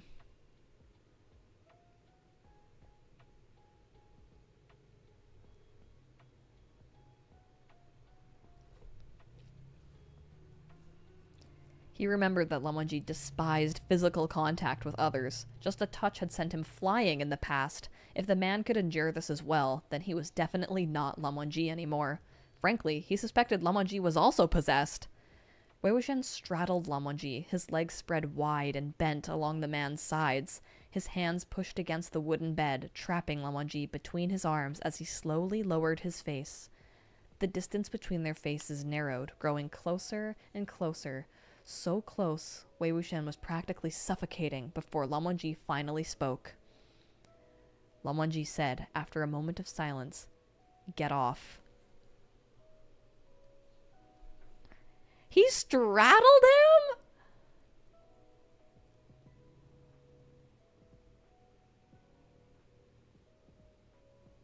He straddled him and, like, kabedoned him down on the bed? Like, damn.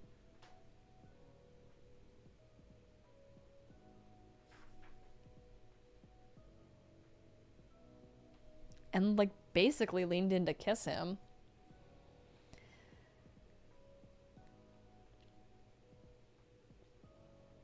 No, Wei Wuxian replied, thick-skinned even now. A pair of light-colored eyes met Wei Wuxian's own gaze. They were barely inches apart. Lan Wangji stared unflinchingly at him and repeated, "Get off." "Nope," Wei Wuxian said. "You should have expected something like this would happen when you made me sleep here." "Like this? Are you certain?" Lan Wangji questioned. ... For some reason, Wei Wuxian felt this was a question he had to consider carefully before answering. It's like, you on top of me? Just as he was about to curl his lips, he suddenly felt his waist go numb, his legs weakening. Then his entire person collapsed onto Lan Wangji's body. Cup Noodle Cat says, "Like this always breaks my heart." You should have expected something like this would happen when you made me sleep here. Like this? Are you certain? Lan Wangji questioned.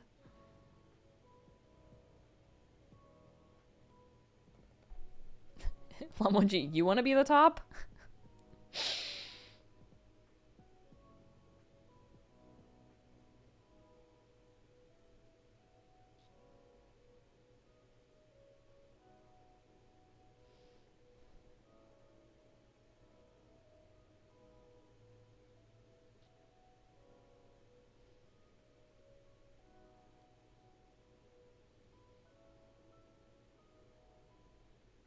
You should have expected something like this would happen when you made me sleep here. Like this? Are you certain? Like, what do you think he said when he said that, right? Like, he was saying, like, oh, like in this position? I don't know if Lan Wangji was able to keep it down in this position. The gay chicken is gay chickening. Just as he was about to curl his lips, he suddenly felt his waist go numb, his legs weakening, then his entire person collapsed onto Lan Wangji's body. That curve not yet formed on his lips froze as his head landed on the right side of Lan Wangji's chest. He was completely immobile. Lan Wangji's voice sounded from above. His voice was low and deep, his chest gently vibrating with the enunciation of his words. "Stay like this tonight, then."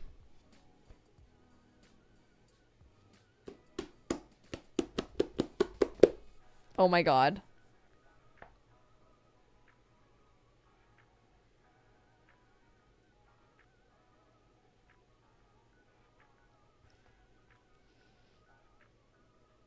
Wei Wuxian had never expected this to be his fate.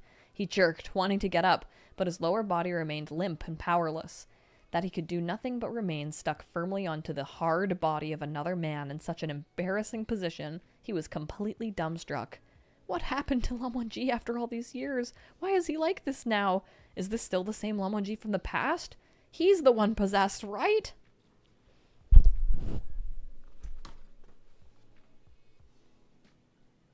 Look at him! Wei Wuxian's so upset, but Lan Wangji is happy! And his leg is between his legs. He's feeling everything.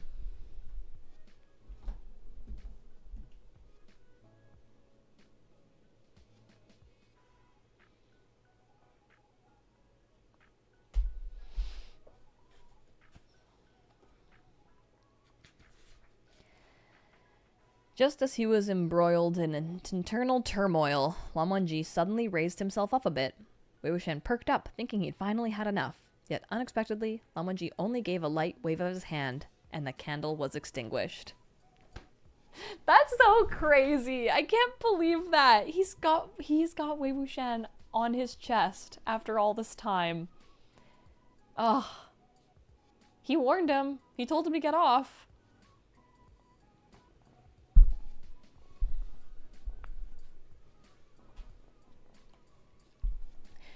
When Wei Wuxian reflected on it later, the start of his poor relationship with Lan Wangji could probably be traced back to the year when he was 15.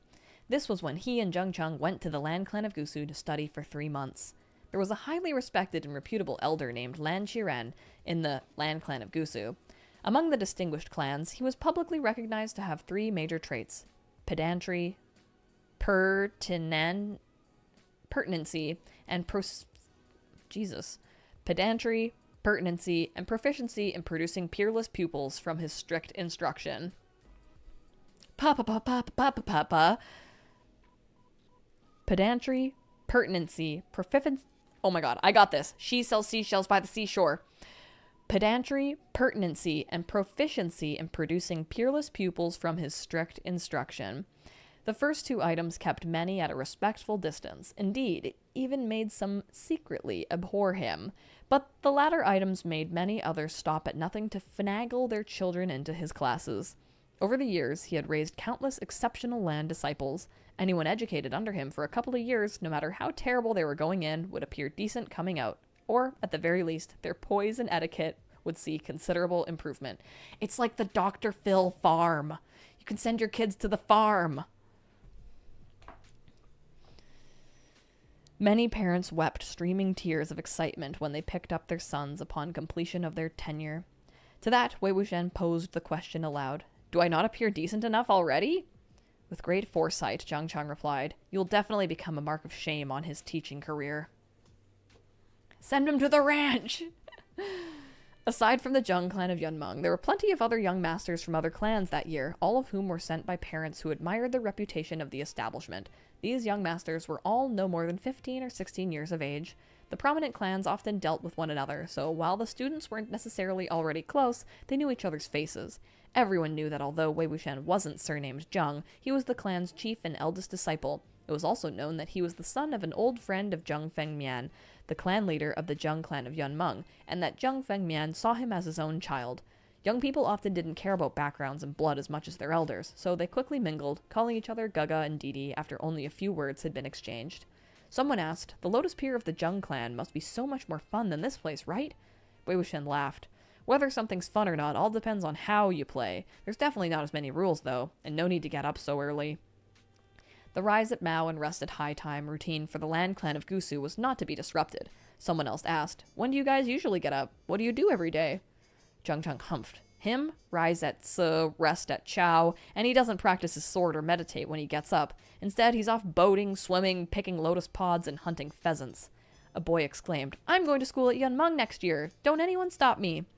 His spirits were immediately dampened by another. No one's stopping you. Your older brother will break your legs, that's all. That boy wilted instantly. This was the second young master of the Ni clan of Qinghe, Ni Huaisang. Oh, shit. Oh, damn. He wants to go play in the water at the Zheng sect. Not if I break your fucking legs.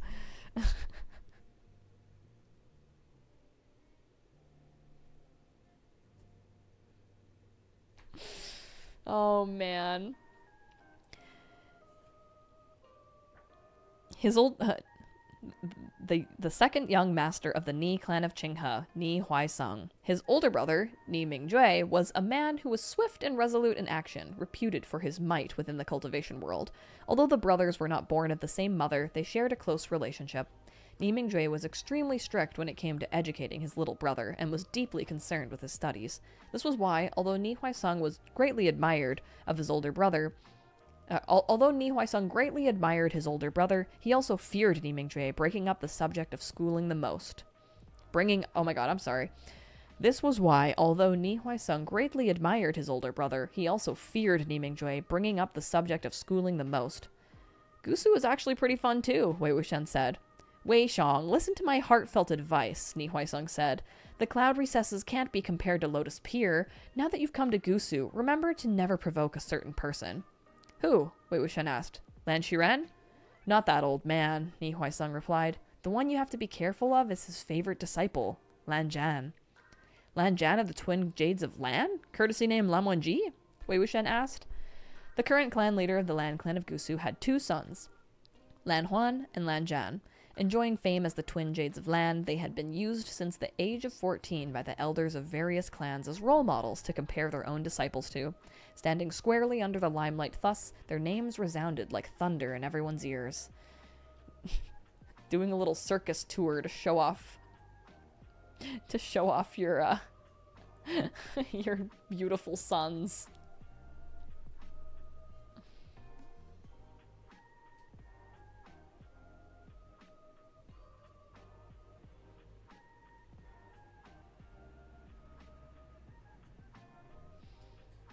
Other people's kids.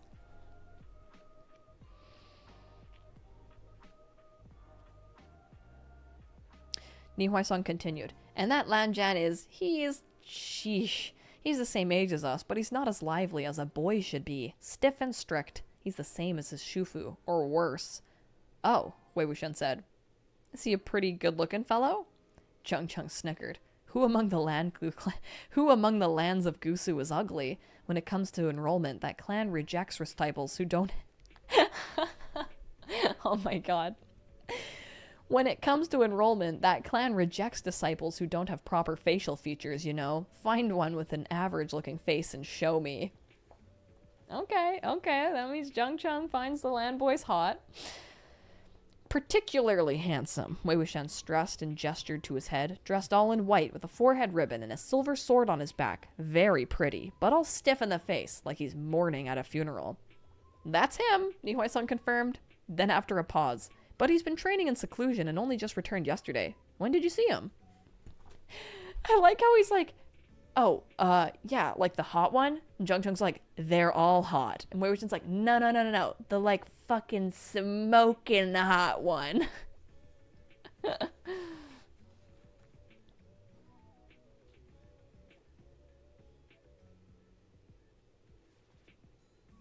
Last night, Zheng Cheng was stunned. There's a curfew here at the cloud recesses. When did you see him? How come I didn't know? Over there, Wei Wuxian pointed. The place he pointed at was a high eave. Everyone was speechless. Zheng Cheng's eyes were bulging and he gritted his teeth. Causing trouble for me the moment you get here. What happened? Wei Wuxian grinned widely. Nothing happened. Didn't we pass by that Emperor's Smile liquor store on the way over? Last night I tossed and turned and finally couldn't hold it in anymore, so I went down the mountain to town and brought 2 jugs back. There's nowhere to drink in that Yunmeng, you know? Then where's the liquor? Zheng Cheng demanded. Well, didn't I just hop over the eaves and get caught by him before I even got a leg on the other side? Wei Wuxian replied. What luck, Wei Xiong, one of the boys said. He was probably patrolling after coming out of seclusion, and you got caught by him red-handed. Those who return at night are not permitted to enter until the end of Mao time, so why did he let you in? Zheng Cheng questioned. Wei Wuxian shrugged. He didn't. He was demanding I remove the leg I put over. How could I do that, right? So he came on the roof, airy and light, and demanded to know what was in my hand. Chung Chung only felt his head throb. He had a bad feeling about this. How did you answer? Wei Wuxian replied, It's Emperor's smile. I'll share a jug with you, so pretend you never saw me, okay? Chung Chung sighed. The cloud recesses prohibits liquor. Now you're double guilty. He told me the same thing, too, Wei Wuxian said. So I asked him, why don't you tell me what your family doesn't prohibit? He seemed a little angry and told me to go look at the wall of discipline at the front of the main gate. Honestly, over 3,000 rules written in ancient seal script, no less. Who's gonna read it? Did you? Did you? Either way, I didn't. What's there to be angry about? That's right. The group felt the same way. They started complaining about the various outdated, unfathomable rules of the cloud recesses, deeply regretting they hadn't met each other sooner. Whose clan has over 3,000 rules without any repetitions? Never mind the killing prohibited, private fights prohibited, promiscuity prohibited, night outings prohibited, clamor prohibited. But I can't believe there's also laughing without reason prohibited, improper sitting prohibited, eating more than 3 bowls of rice prohibited. Wei Wuxian cut in quickly. What? Private fights are forbidden too? Chung Chung said, Yes, please don't tell me you fought with him. I did, Wei Wuxian admitted, and knocked over a jug of Emperor's Smile too. Hall monitor Lan Wangji, yes!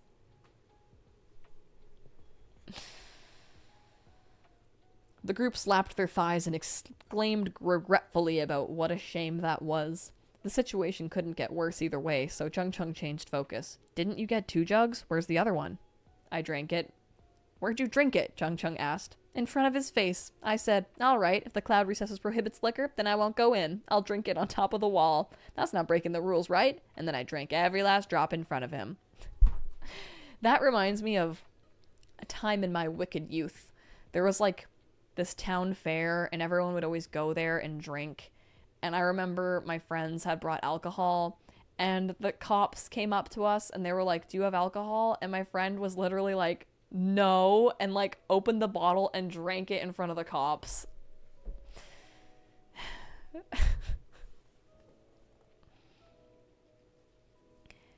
Wei Xiong, Ni Huaisang was utterly shocked. You're so arrogant. Wei Wuxian arched his brows. Lan Zhan's skills are pretty good. You're dead, Wei Xiong. Lan Zhan has never suffered such grief from anyone before. He's never going to take his eyes off you now. Ha ha ha. You better watch out. Lan Zhan may be in the same classes as us, but he's in charge of punishment in the Lan clan. Wei Wuxian wasn't scared in the least. He waved dismissively. What's there to be scared of? Didn't they say Lan Zhan is a child prodigy? If he's so precious, then his Shufu should have taught him everything by now, and he should be spending his days in secluded cultivation without any free time to keep eyes on me. Before he finished, the group rounded the corner of a garden-windowed wall and saw a white-clad youth sitting poised and proper within the orchid room. His long hair and forehead ribbon were fastened, and the air around him seemed to be shrouded with icy frost. He shot them a frigid look. Lan Wangji overhearing them all talk shit about him. Ugh! Wishing he could be playing with them. It was as if dozens of mouths had been suddenly struck by the silent spell. They quietly entered the orchid room, quietly picked out their seats, and quietly left alone any free seats around Lan Wangji. Oh, poor boy.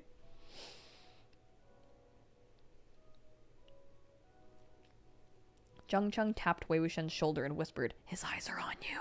Best of luck. He's already staring at him. Oh my god. Yeah, he's already in love. Wei Wuxian only needed to turn his neck to see Lan Wangji's side profile, exceptionally handsome and refined, with long, delicate lashes. His posture was incomparably upright, eyes to the front. He wanted to start a conversation, but just then, Lan Qiren stepped into the orchid room. Lan Qiren was tall and thin, his back as straight as a brush. Although he had a long, black goatee, he was most definitely not old, and in line with the Lan clan of Gustu's tradition of birthing beautiful men every generation, he was most definitely not ugly. Unfortunately, however, a pedantic air surrounded him, so calling him an old man was not out of place in the least. He entered with a scroll in hand, and when opened, it unrolled long and far across the floor. He then started lecturing them on the rules of the Lan clan just like that, his grip on the scroll firm. The boys present all turned ashen as they listened. Quinn Silva, thank you for your donation. Love at first sight. Wei Wuxian was bored, his eyes flickering all over, and they eventually flickered back to Lan Wangji's side profile. Seeing how the boy appeared genuinely focused and stern, he was astonished in spite of himself. How does he manage to pay such serious attention to something so boring? Suddenly, up at the front, Lan Qiren threw the scroll down on the floor and sneered. This is all engraved onto the stone wall, but as no one read it, it seems I must now repeat each rule one by one. Let us see if there will be anyone else using ignorance as an excuse for their transgressions, seeing as there are those who are still inattentive despite this explanation. Very good. I will lecture on something else. Although his words applied to everyone in the orchid room, Wei Wuxian had a hunch this was a warning targeted at him. Sure enough, Lan Qiren called out, Wei Ying? Present, Wei Wuxian answered. Let me ask you, are Yao, demons, ghosts, and monsters the same thing? Wei Wuxian replied with a grin. No. How are they not? How are they differentiated? Yao are formed from non-human living beings. Demons are formed from living humans. Ghosts are formed from deceased humans. Monsters are formed from non-human deceased. Orion, thank you for your donation. I'm scared by canonically hot Lan Qiren. Yes. Yeah, he's hot. He's hot and young. And he's got a little goatee. But he's hot. Hell yeah. He's also not old.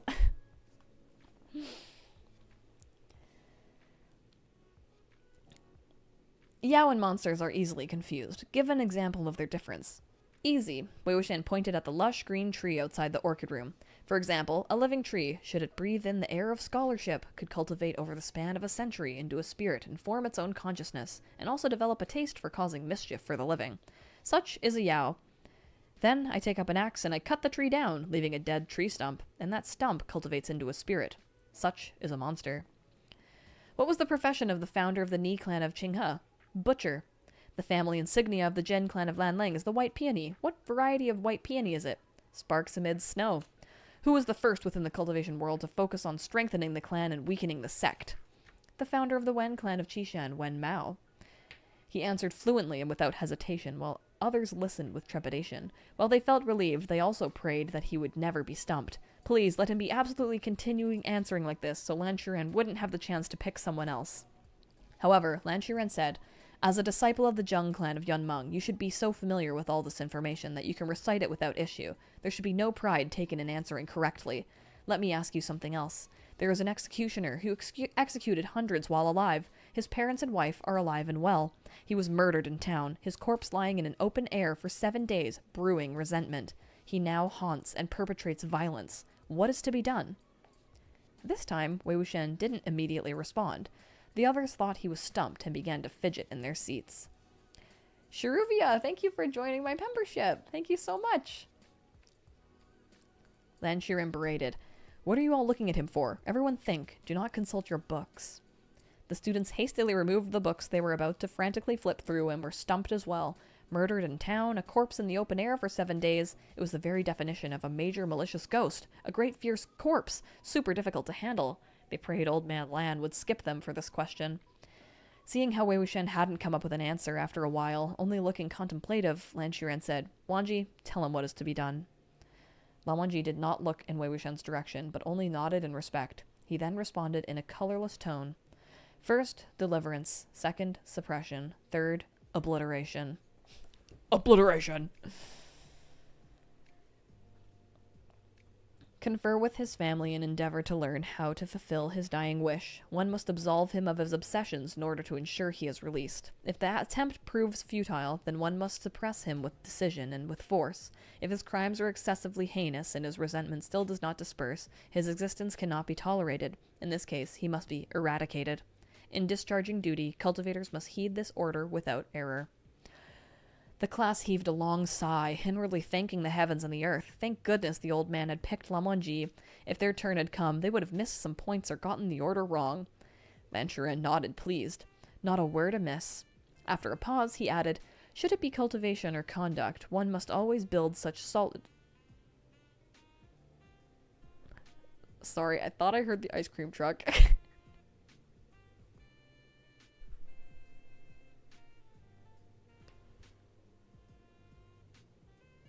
No, I don't think it's here. Thank you for joining my membership, Rowan.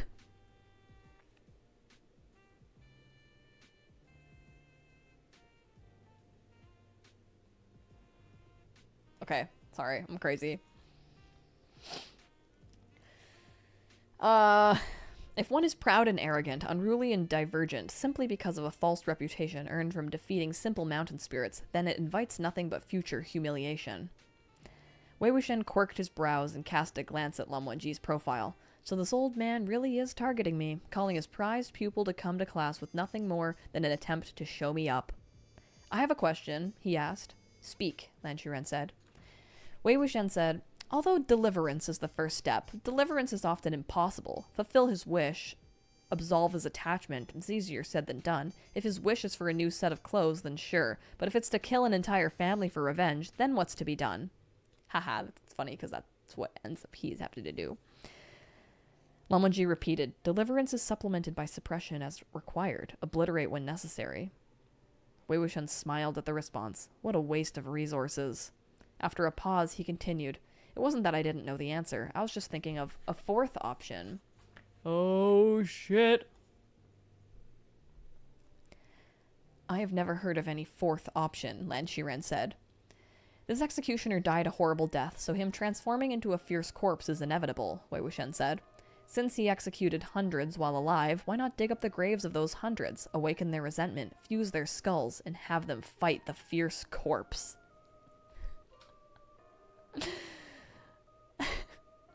Lan Wangji finally turned his head to look at him. His expression remained impassive, yet his brows were slightly knit.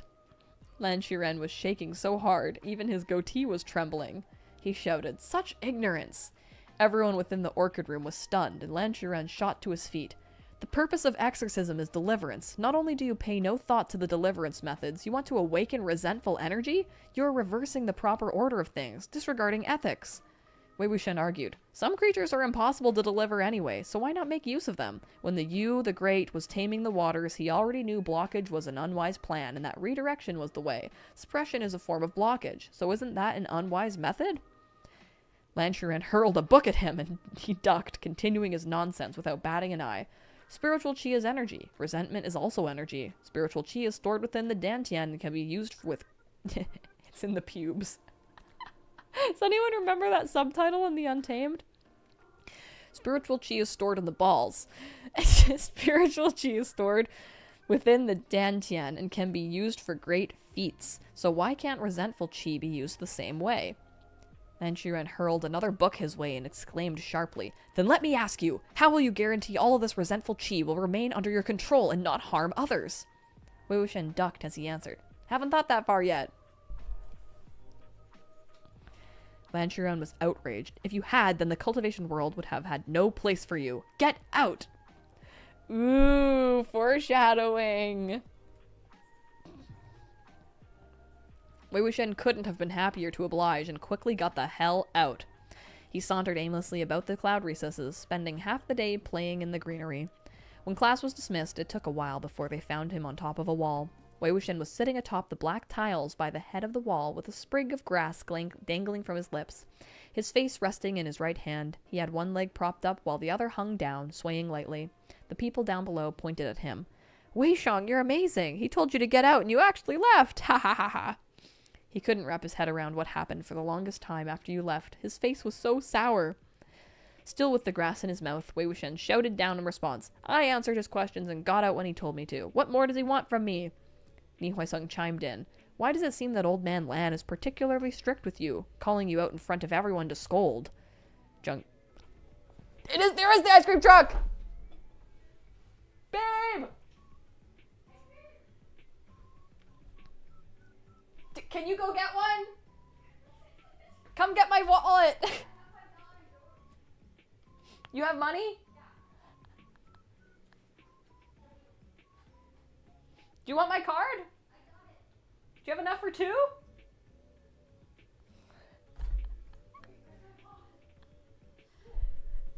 Just take my card! Your wallet's in here! I want something chocolatey! I fucking knew it was coming! Hurry up!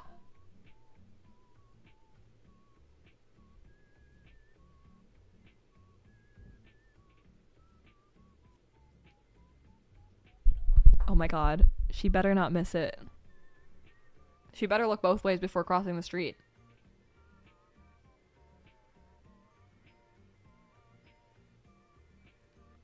Oh, I see her. She's running. Oh my god. Oh my god. Is it gonna stop? Is it gonna fucking stop?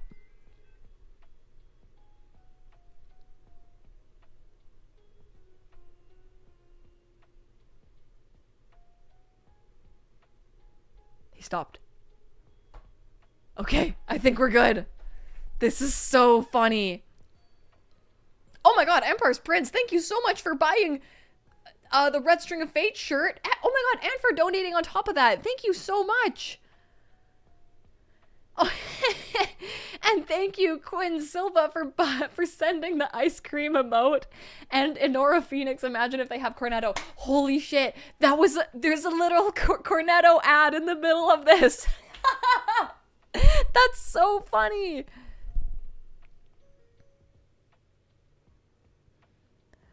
That's so funny. Oh my god. You can't read Modazushi without ice cream. That's fucking perfect.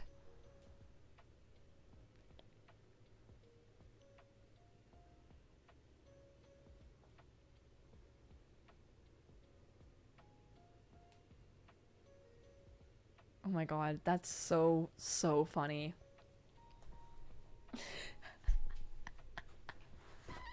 I can't believe Stitch dropped everything and just fucking ran for it.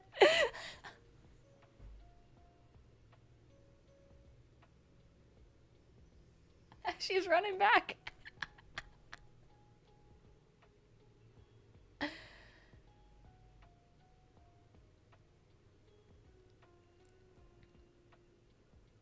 Okay, she made it safely across the street.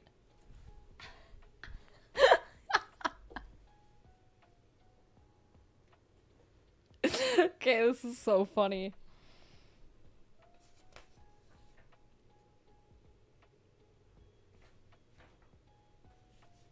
Oh my god, the next picture in the book is so sad.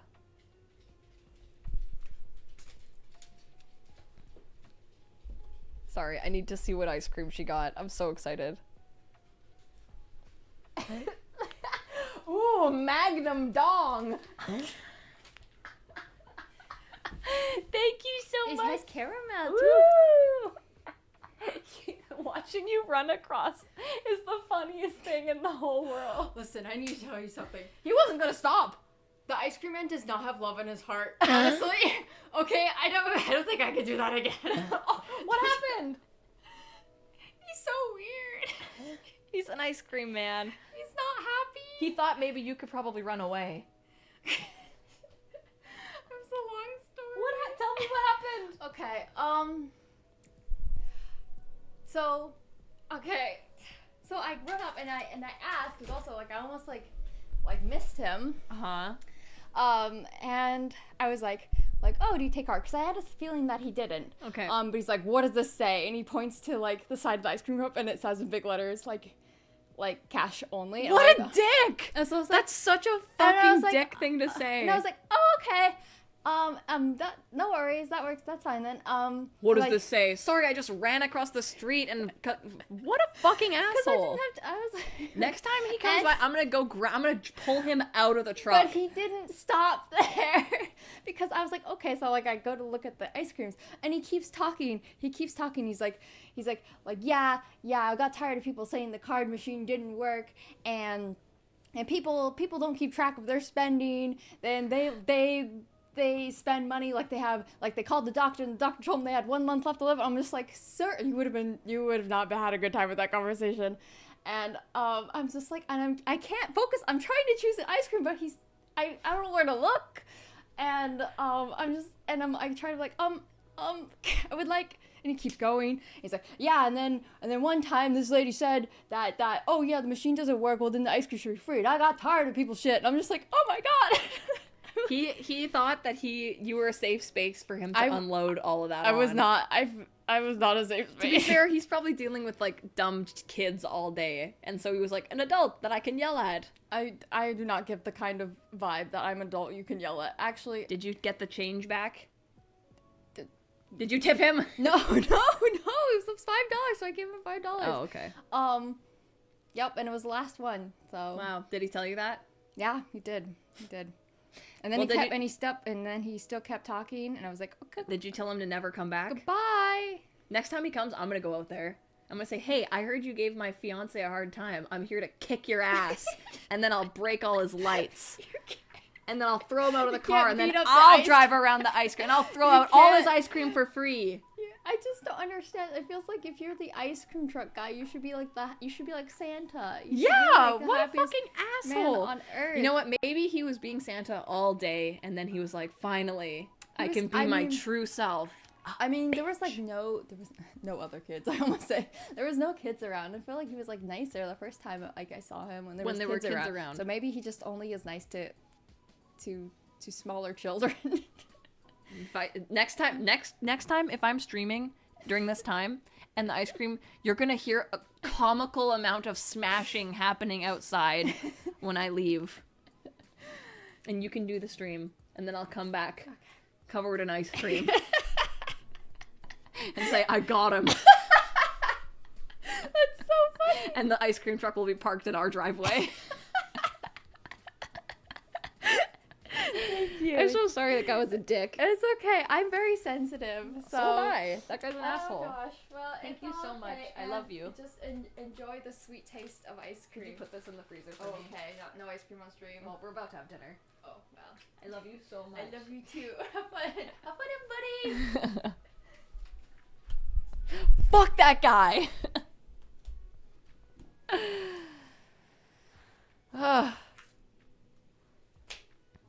The ice cream man bleeds ice cream. I'll find out what he bleeds. Oh my god. Assume his identity. Oh my god. That's so funny. Alright, okay. I want to get to this little sad picture here, and then I think we'll end it for the night, because I gotta go have dinner. Okay, Lan Qiren was hurling books at him. He told Wei Wuxian to get the fuck out. Wei Wuxian got the fuck out, and now he's talking with the other little kids. Wei Shang, you're amazing. He told you to get out, and you actually left. Ha ha ha ha. He couldn't wrap his head around what happened for the longest time after you left. His face was so sour. Still with the grass in his mouth, Wei Wuxian shouted down in response. I answered his questions and got out when he told me to. What more does he want from me? Ni Huaisong chimed in. Why does it seem that Old Man Lan is particularly strict with you, calling you out in front of everyone to scold? Zhang Cheng humphed. Serves him right. What's with those answers? All that nonsense is okay to say at home, whatever, but to say it in front of Lan Qiren? He's asking for it. Wei Wuxian replied, he won't like me either way, so I might as well say what I want. Besides, it's not like I called him names. I only gave honest answers. That's all. Ni Huaisong contemplated this. Then envy began to surface on his face. What Wei Shang said is actually very interesting. Obtaining spiritual qi requires cultivating and laboriously forming a golden core. Who knows how long that'll take for someone like me? Any aptitude I have seems like it got chewed on by dogs in my mother's womb. But resentful qi, that's abundantly produced by all those nefarious creatures out there. If it could be put to use, how nice would that be? Ah, a simpler time. The golden core was a core formed within the body of a cultivator once they had cultivated to a certain level, and its purpose was to store and generate spiritual power. Once a core formed, one's cultivation power would skyrocket and would only become greater and greater the more one cultivated, surmounting the highest peaks. Without a core, one was considered to be an unqualified cultivator. If a prominent clan's juniors formed their cores too late, it would be too great an embarrassment to speak of. Ni Huaisong wasn't the least bit ashamed, however, and Wei Wuxian also laughed in response. Right? It'd be a waste not to use it. Enough, Zheng Cheng warned. You can talk about it all you want, but don't actually go down those deviant paths. Wei Wuxian laughed. Why would I leave the grand avenue under the sun to walk the single-planked bridge in the shadows? If it's that easy to walk it, someone would have done so already. Relax. He's asking his questions, and I'm just answering them. Hey, you guys coming? Come hunt pheasants with me before curfew starts. Zheng Cheng scolded. What pheasants? Where did you see pheasants here? Go transcribe the Righteous Collection. Lan Qiren told me to tell you to copy the Highest Justice chapter 3 times so you can learn what ethics and natural law are all about. Quinn Silva, thank you for your donation. Turn the ice cream man into a human stick and keep him in a tub of ice cream. Yeah! The Righteous Collection was the Lan family precepts. Their family precepts were so numerous that Lan Qiren had edited and assembled them into a thick collection, and the highest justice and standard etiquette chapters took up most of the work. Okay, look at them. They're all hanging out being like, ha ha ha, I'm not going to go down the demonic path. That's crazy. Look who's in the background with no friends. Lan Wangji. Look at him. He has no friends. No friends. Oh, we're so sad. Okay, friends. I'm going to end it there.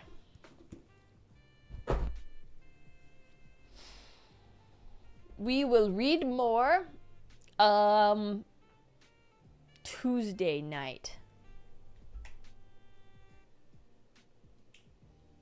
Or we could do tomorrow night too.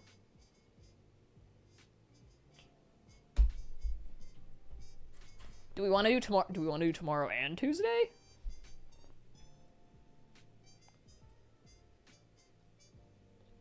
Okay, I'll post tomorrow during the day if I can do tomorrow. But it's going to be either tomorrow or the next day. All right. We're up for all the days. Hey, every day means every day. Quinn Silva says, did you see my super chat when Stitch was getting you ice cream? Oh, I didn't actually. Quinn, thank you so much. Stitch be like, my bae demands ice cream. I must deliver. And she did. And she did. She got the best one too. Oh, thank you guys so much for reading with me. This was so much fun.